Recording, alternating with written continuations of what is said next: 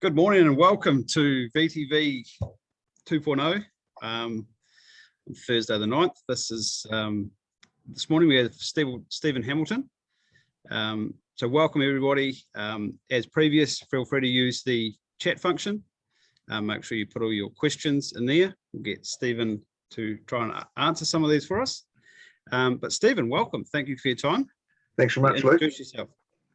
Yeah, thanks very much, Luke, and thanks for the invitation to join VTV again. Our pleasure. My name is Stephen Hamilton. I'm a director of Horwarth HTL. We are it's a great business to be in at the moment, specialist consulting in the hotel, tourism and leisure industry in New Zealand. I've been involved in this business for most of my working career previously with Ernst & Young, originally in Christchurch and then subsequently in Auckland. Yeah. About 40% of our business is to do with hotels of one description or another, and the other 60% to do with the rest of the tourism industry. Right. Mm-hmm. And the background of Horwarth, it's a global company for those that haven't heard of it before. Is that correct? Yeah, that's correct. We're part of a network of specialist firms with the same interests around the world, and we are the largest network internationally. We've got representation in Australia, Singapore, and throughout Asia. In fact, Asia Pacific is the strongest region in the world for Horwarth HTL. Yeah, right, brilliant. So that gives us a little bit of background on the perspective that Stephen brings to VTV this time. As it's sort of a bit of a higher level. Don't own a hotel unless you've got some ownership in something that I'm not aware of. But so looking from a little bit further out. So that's why we got Stephen on to share his thoughts from that perspective. So Stephen, the topic for today was basically what's going on, how do you see things? So from your perspective, what's your view of the current situation we find ourselves in? Well, the current situation, of course, in New Zealand over the past month has been a great disappointment to everyone. Mm-hmm. And yes, it was a few weeks before that the government said, that this was a risk and that they would go early and they would go hard.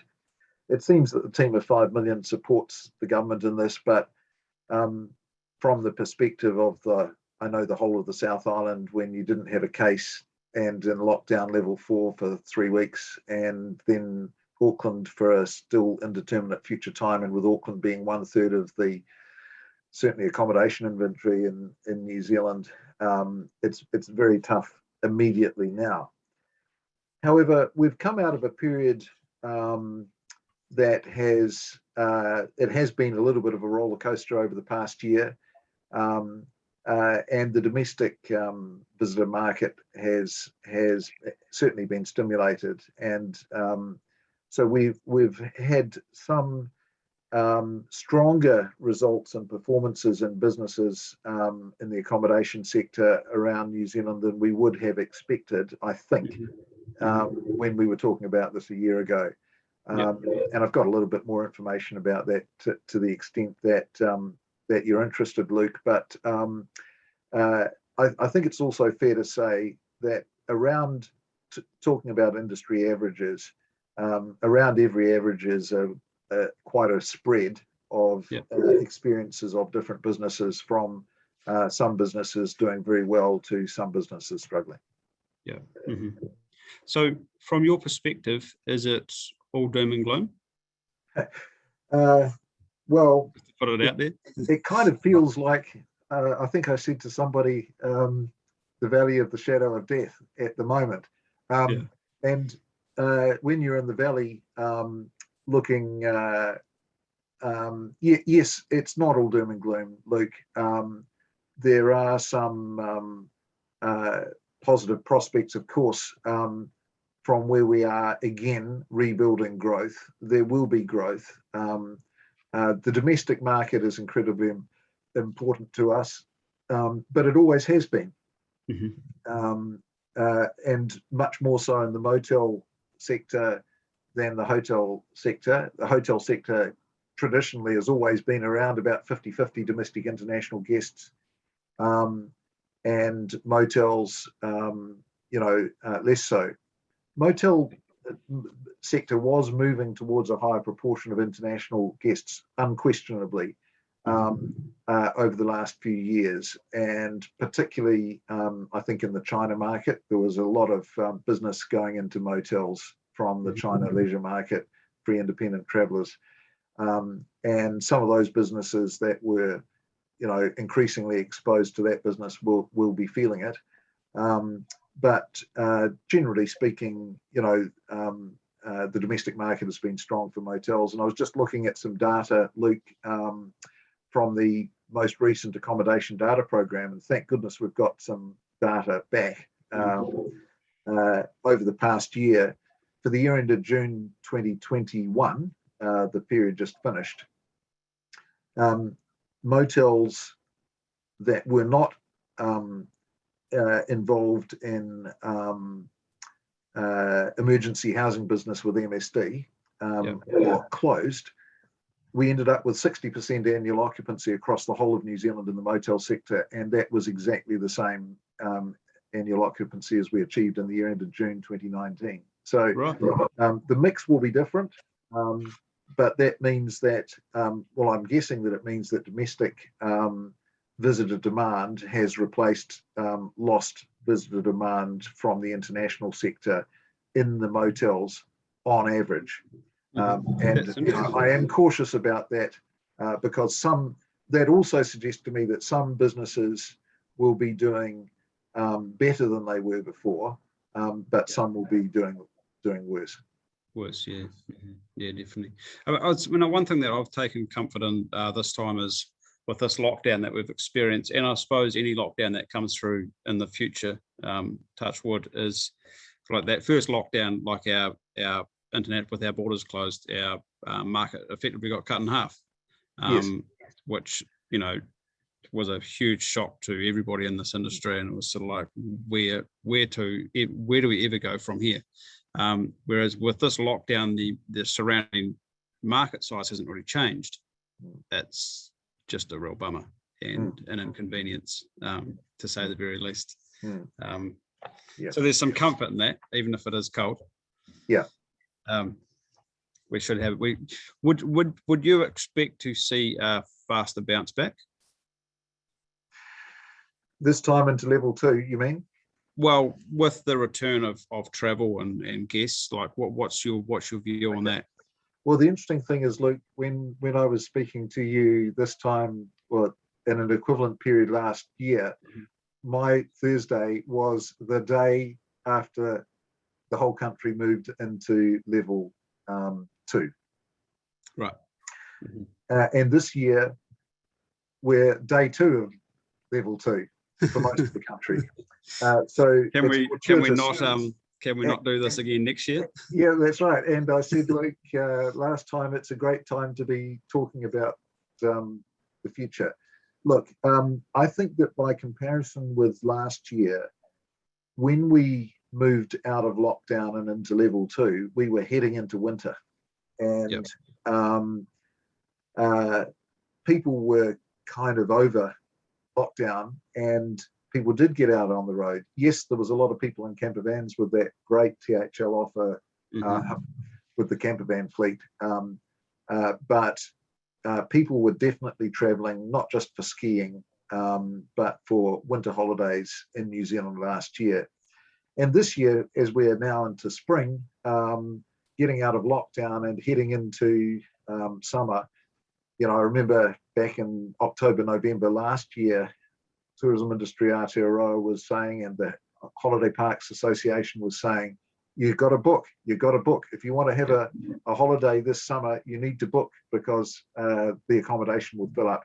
I'm sure that this summer season, from a domestic visitor perspective, will be even stronger than last year, with our big challenge being simply staff. Yeah, as it's proven since 18 months. Yeah, that's another whole topic on its own. It is. Stephen, from your perspective, what's the impact of the MIQ I suppose this is particularly around the hotel sector, but Yep. what has the effect of that been on that part of the sector? Sure. Well, it's interesting that this has become quite a significant component of the hotel inventory, if you like, in Auckland, a little bit also in Wellington, and a reasonable amount in Christchurch, but in Rotorua, nothing, unfortunately, from the perspective of the Queenstown hotel industry. But in those centres where there is MIQ business, the stock that's been taken out for that business is 32% of the hotel inventory. So 1/3 of the hotel inventory in those centres where that business is operating is in MIQ. Now, we probably assumed for a lot of that period, those of us who weren't involved directly in the business, that meant that all of those rooms were full, because we knew that Kiwis were wanting to come back and they were having difficulty booking into MIQ business. Yeah. The reality was, however, whilst those hotels are contracted for MIQ business, they weren't full. Right. And one of the reasons, there's a whole lot of very good reasons as to why they weren't full. And one of the reasons was to allow for the likes of this situation, where the hotels needed to be filled up more quickly because of an outbreak. And there's also the risk that if one of the hotels was, for some reason, to have some catastrophic event and then came out of the supply, there needed to be a backup capacity. Right. So these MIQ businesses have done well in terms of cash flow, but it has also meant that that demand that has been around has been able to build into the other 2/3 of the hotels in those centres, and room rates have held up more strongly than we would have expected in the non-MIQ hotels.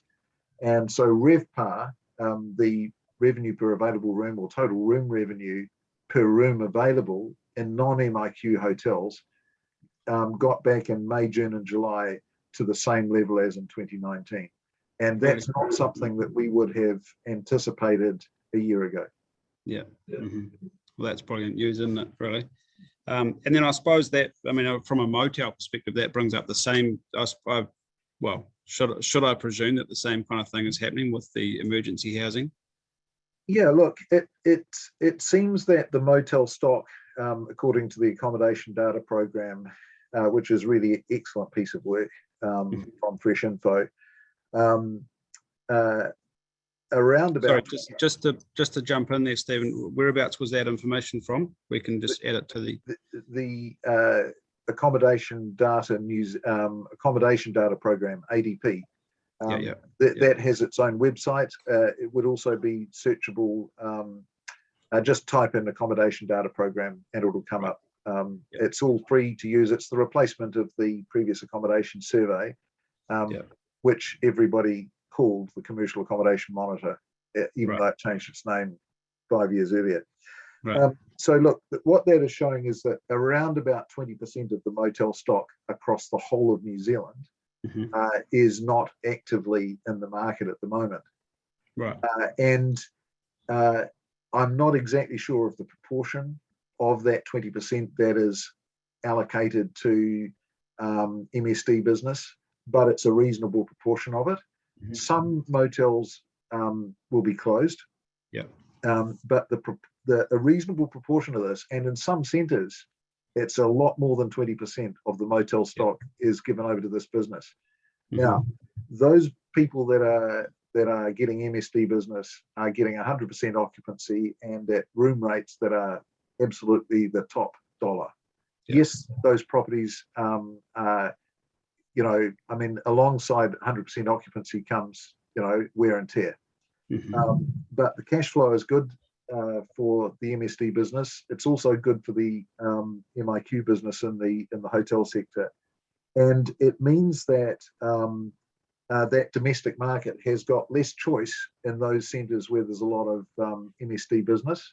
And occupancies have risen significantly in the motel sector in those locations, particularly where there's quite a bit of MSD business, and room rates have increased as well. Mhm. So I think that there must be quite a few moteliers doing quite well, in fact, in terms of cash flow at the moment. Yeah, for sure.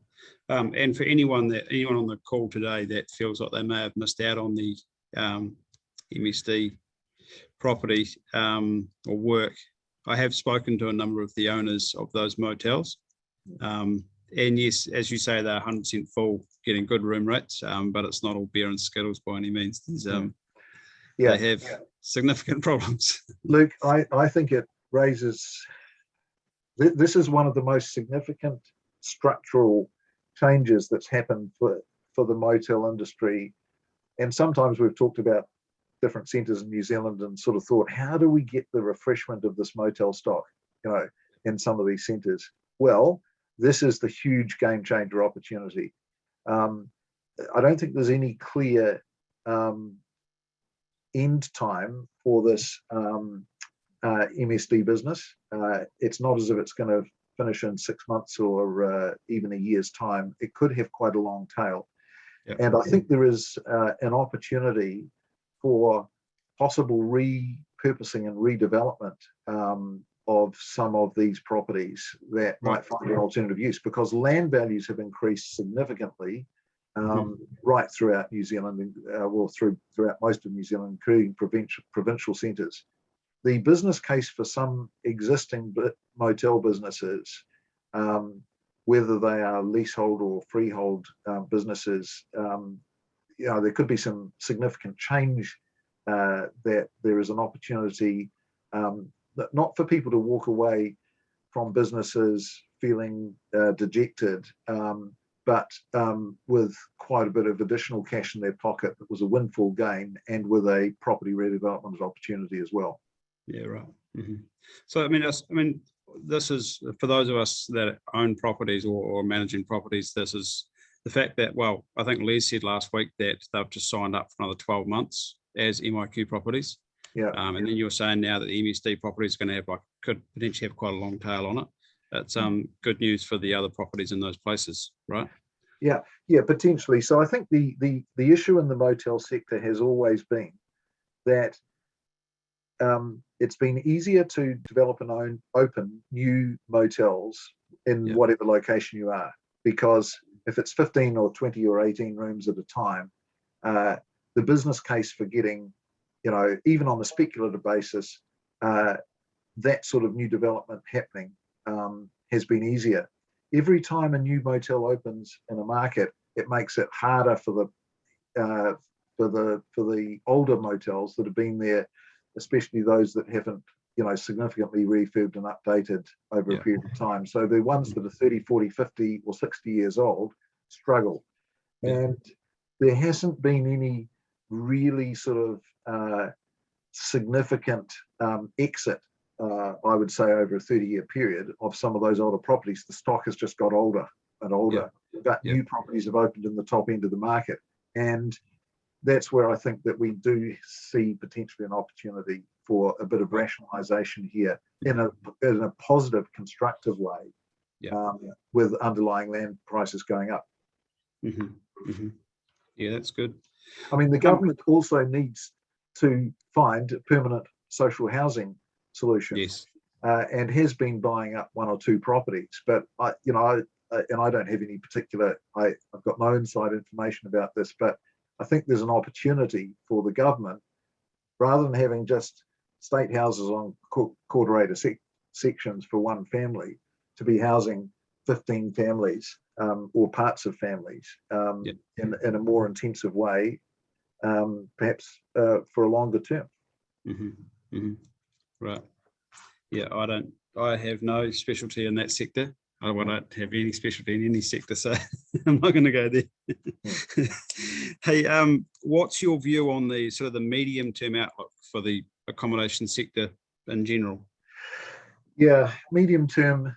So by medium term, I think the question is what's going to happen next year and into 2023. So last year, our view was that it was going to be a bit of a slow recovery, but the Australian bubble was going to open in April last year, which it did, then closed again. And then the international border was going to open in April next year.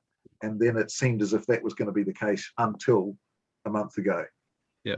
And I think now the recovery path, the Australian bubble doesn't look like it's likely to come back anytime soon. So the recovery path and the bouncing along the bottom of the bathtub, if you like, is going to take a bit longer than we had anticipated. That's going to be a little bit tough. It's going to carry on through in 2022. 2021 might end up being a tougher year than we had anticipated. 2022 isn't going to be as fast to recover, but it will recover. It will start to recover. And the other thing is that once we start to recover, it's just going to be a growth story in both domestic markets and international visitors. Even if the international visitors are slower to come back, it will be growth. The thing in the domestic market is that, we were Kiwis are the most traveled people in the world, head straight out to the airport and head anywhere in the world other than staying in New Zealand and visiting New Zealand. I think that this is going to change for a high proportion of people. Yes, there will no doubt be people that head for the airport and get on the big plane as soon as they can, either for leisure or business, most certainly for visiting friends and family and for business. But I think a higher proportion of Kiwis may well end up being happier to be holidaying at home for the medium term. Yeah. And do you what connection do you see between the vaccine rollout and the opening of, getting back on track again? Again, when we were thinking about this last year, we sort of thought the vaccine was going to be the solution. Everybody get vaccinated, we reopen the borders. Well, it's a hell of a lot more complicated than that, as we can see now. Nevertheless, we do need to reopen the border.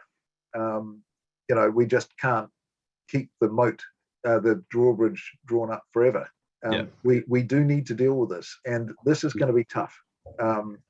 There's going to be some really hard calls for the government and for the population of New Zealand, not just because of tourism, but because of the economy and because of the fact that, just people connecting with people in other parts of the world for all sorts of reasons, not just leisure and tourism. But we need to get this border open. So we'll reopen, but travel and tourism worldwide will probably never be the same as it was before. And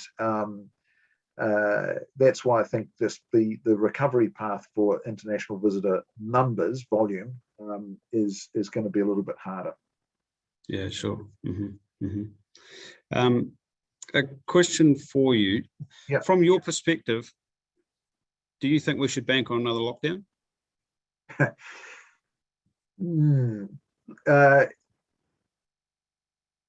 I just when you look back on the last 18 months, the ball started to glitter a bit, and everyone starts making plans, and then it's like, whoa, lockdown.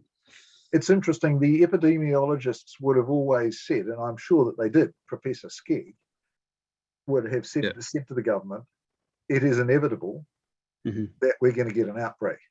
And when we look at it back with the benefit of hindsight, it seems that that's so obvious.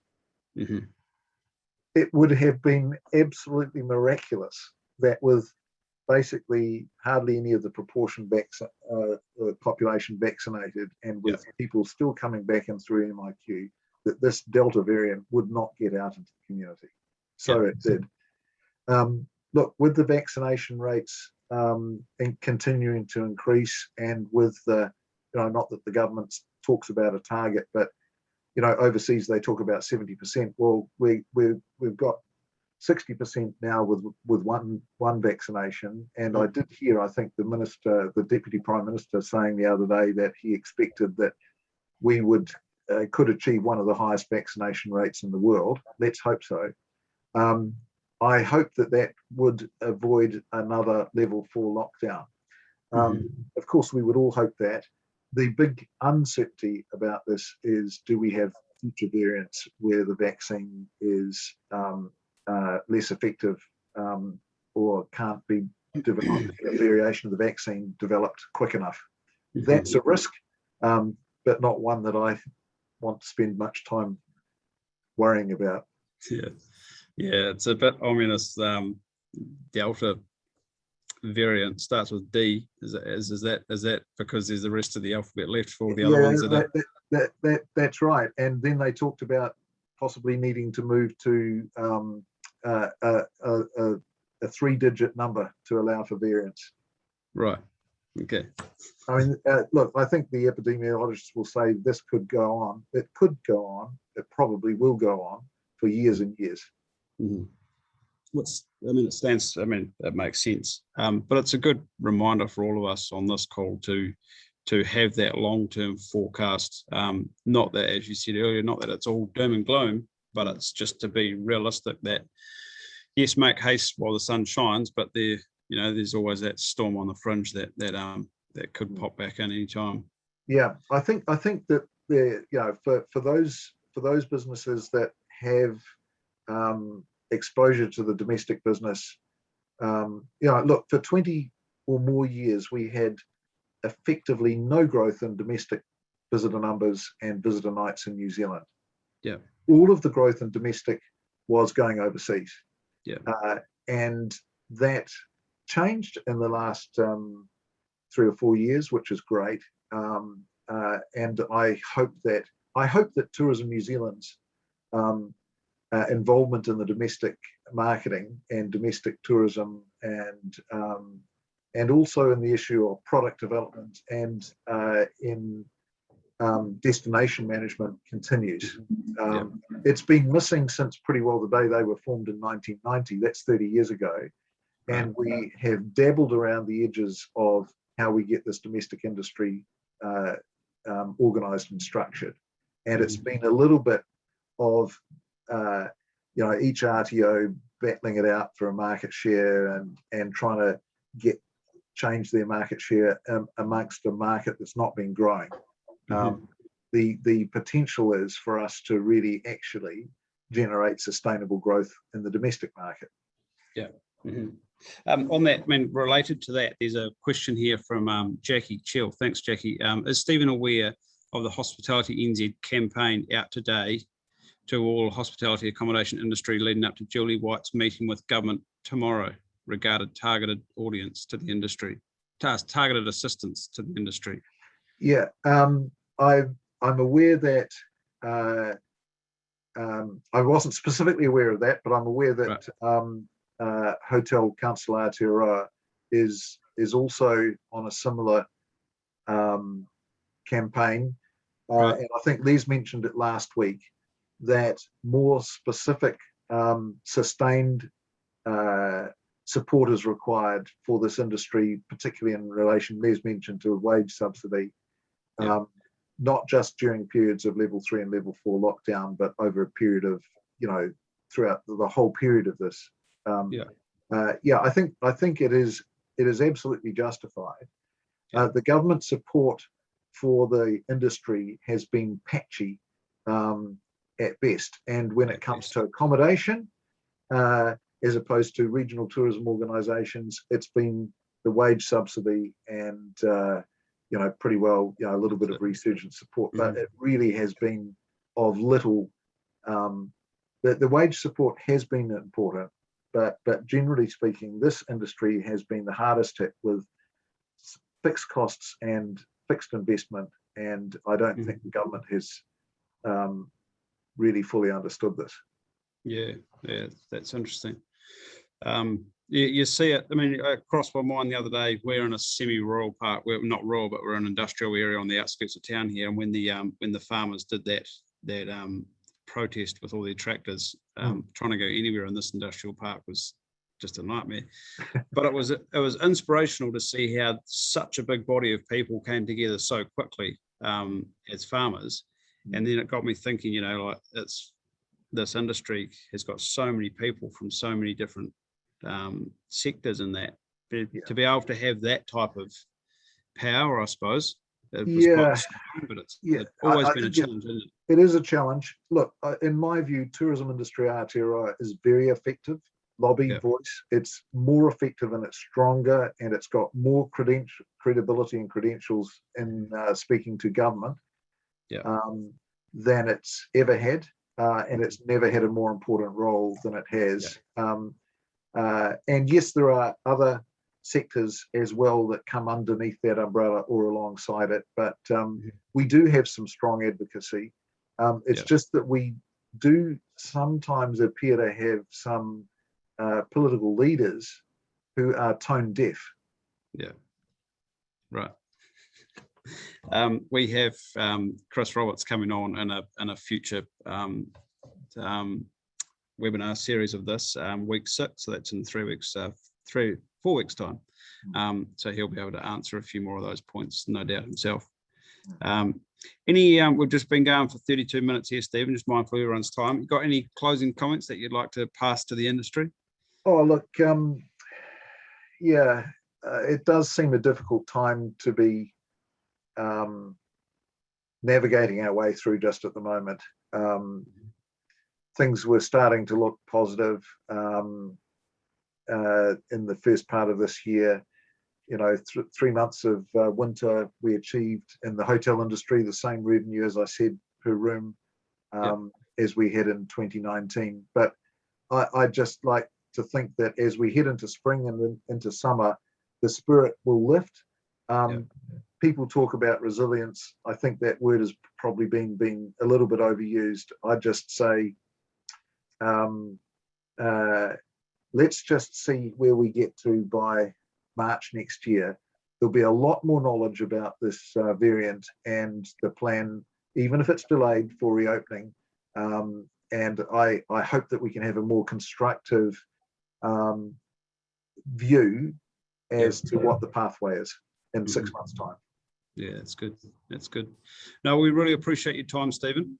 Great insights as always. I think Alberta has put up on the chat. We did set up a Facebook community page to try and carry these conversations going. She's put the link up, so feel free to check out that, anyone on the call. And I will try, and if you're willing to share, Stephen, some of that information that you have discussed, I'll try and share that to that Facebook community as well. Sure. Next week, we have on Brad Burnett from Sky City. So anyone tune into that. But thank you, Stephen. Really appreciate your time. Wish you the very, very best. Thank you very much, Luke. I appreciate the All right. opportunity. Thanks. No worries. It's our pleasure. Cheers. Go well. Okay, thank you. Thank you, everybody. Bye.